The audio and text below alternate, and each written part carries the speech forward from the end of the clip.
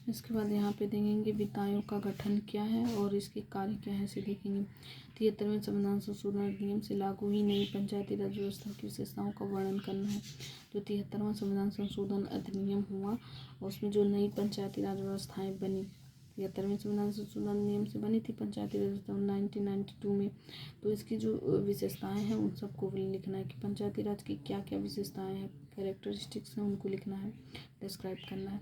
मतदान व्यवहार से क्या तात्पर्य, मतदान व्यवहार क्या होता है, और फिर भारत में मतदान व्यवहार के निर्धारकों को वर्णित करें। सबसे पहले मतदान व्यवहार क्या है इसे लिखना है, और मतदान व्यवहार के जो निर्धारक हैं उनको लिखना है।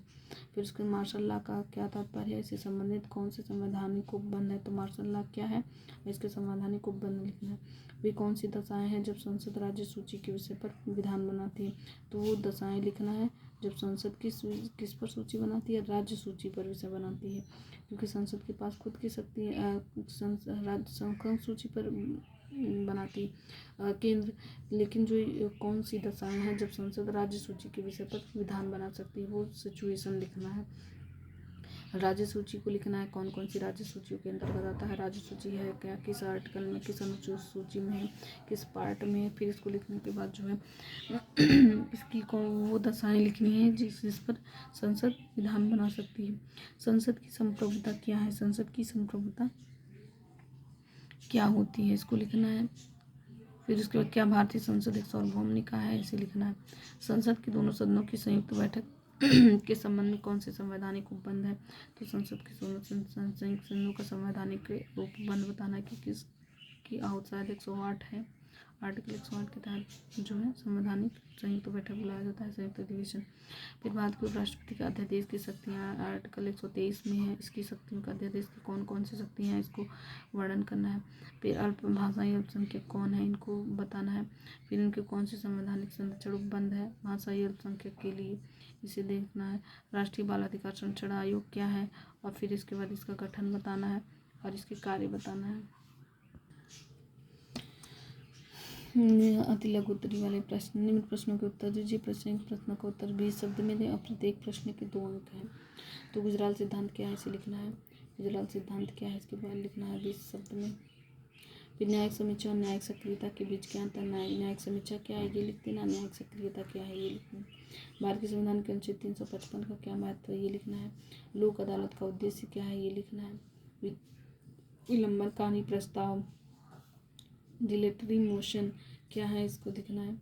विलंबनकारी प्रस्ताव क्या है इसको लिखना है। पित्त और सब्सटेंस का सिद्धांत लिखना है। पित्त एवं सब्सटेंस, पित्त एवं सब्सटेंस का सिद्धांत क्या है ये लिखना है। क्यों राज्यसभा को अस्थायी सदन के नाम से जाना जाता है ये लिखना है। अस्थायी क्यों, क्योंकि 2/3 बहुमत, क्योंकि 2/3 लोग जो है हर दूसरे बार निकलते रहते हैं, इसलिए क्या है अस्थायी सदन। गुटनिरपेक्षता का क्या अर्थ है ये भी देखना है, क्योंकि गुट से निरपेक्ष हो गई गुटनिरपेक्षता है। ये सब चीज़ें लिख देना कि इंडिया के परिप्रेक्ष्य में इंटरनेशनल लेवल पे ये लिखना है। फिर उसके बाद भारतीय संविधान नम्य है अनम्य, तो न भारतीय संविधान नम्य है, नम्य हार्ड है या फिर सॉफ्ट है, तो सॉफ्ट है या फिर हार्ड है इसको लिखना है। फिर उसके बाद भारत संपत्ति के अधिकार की वर्तमान स्थिति, तो 44वें संविधान संशोधन अधिनियम 2002 द्वारा इसे हटा करके अनुच्छेद 300 में ये रख दिया गया। इसके बारे में लिख देना है कि वहाँ पे हटा दिया गया अनुच्छेद फंडामेंटल राइट से इसको हटा करके रख दिया गया है, अलग कर दिया गया। तो यहाँ पे ये इनकी वर्तमान स्थिति को लिखना है। 42वें संविधान संशोधन अधिनियम से जोड़े गए नीति निष्पत्तियों का वर्णन करना है। तो 42वें संविधान संशोधन अधिनियम द्वारा जो DPSP में जोड़ा गया नीति निष्पत्ति है उसका वर्णन करना है। जैसे ग्राम जो DPSP है उसको इसके बारे में लिख सकते हैं। फिर उसके बाद जो भारत के राष्ट्रपति के चुनाव में कौन भाग नहीं लेता है, तो ये होता है कि जो राज्यसभा भाग नहीं लेते, राज्यसभा के नॉमिनेटेड नहीं भाग लेते हैं, और राज्यों की विधानसभाएं नहीं, विधान परिषदें नहीं भाग लेती हैं।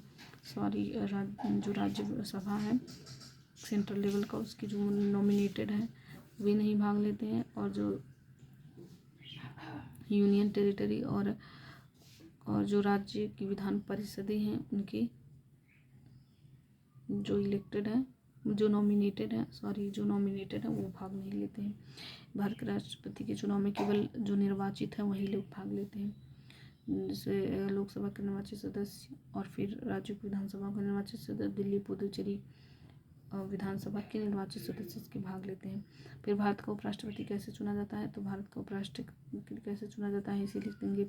फिर उसके बाद संघीय स्तर पर मंत्रियों की विभिन्न श्रेणियाँ कौन सी हैं, तो संघीय स्तर पर जो मंत्रियों की श्रेणियाँ कौन कौन सी हैं, जैसे कैबिनेट मंत्री, फिर राज्य प्रभारी, ये सब चीज़ों को लिख देंगे।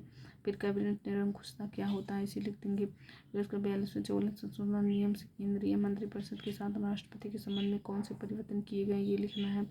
फिर गिलोटीन का क्या अर्थ है, गिलोटीन जो आता है कि संसद जो प्रक्रिया चलती है तो गिलोटीन का वर्ड आता है, तो वहाँ पे गिलोटीन कर दिया जाता है जो प्रस्ताव दिए रहते हैं, तो उनको लिखना है। सार्वजनिक विधेयक और निजी विधेयक में अंतर होता है। सार्वजनिक विधेयक कौन से, जो सार्वजनिक पब्लिक से रिलेटेड हो, और निजी विधेयक जो किसी पर्टिकुलर विभाग से रिलेटेड हो, तो वो है निजी विधेयक। इसके बारे में लिख देना है। इंपॉर्टेंट जो चीज़ें हैं अंतर बताना है। राज्य उच्च न्यायालय के न्यायाधीशों की योग्यताएं कौन सी हैं, तो राज्य उच्च न्यायालय के न्यायाधीशों की योग्यताएं वही जो कितने साल का वकील हो, कितने साल क्या जो है एडवोकेट हो, कितने साल का वो जज रह चुका हो लगातार, तो ये सब चीज़ों को लिखना है। फिर अवशिष्ट शक्तियाँ क्या हैं, जो अवशिष्ट शक्तियाँ क्या हैं उन्हें लिखना है। अवशिष्ट शक्तियाँ किसको मिलती हैं, केंद्र को मिलती हैं, संघ को मिलती हैं, केंद्र को सेंट्रल को मिलते हैं, तो ये अवशिष्ट शक्तियाँ क्या है उनको लिखना है। कुटुंब न्यायालय क्या अर्थ है ये लिखना है। कुटुंब न्यायालय क्या है इसको लिखना है। नीति आयोग की रचना का लिखना है, नीति आयोग की रचना का वर्णन करना है। नीति आयोग कैसे बनता है और फिर इसके का वर्णन करना है। अखिल भारतीय सीमाओं का क्या अभिप्राय है। अखिल भारतीय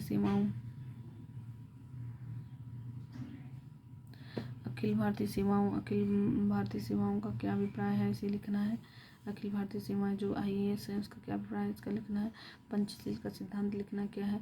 भारत के महान्यायवादी के क्या का महान्यायवादी का आर्टिकल 76 में, फिर उसके बाद जो है इसके क्या कार्य है इसको लिखना है। औचित्य प्रश्न क्या है इसको लिखना है। फिर क्षेत्रीय परिषद के क्या कार्य है इन्हें लिखना है। First pass the post system इसे लिखना है। First pass the post system इसे लिखना है।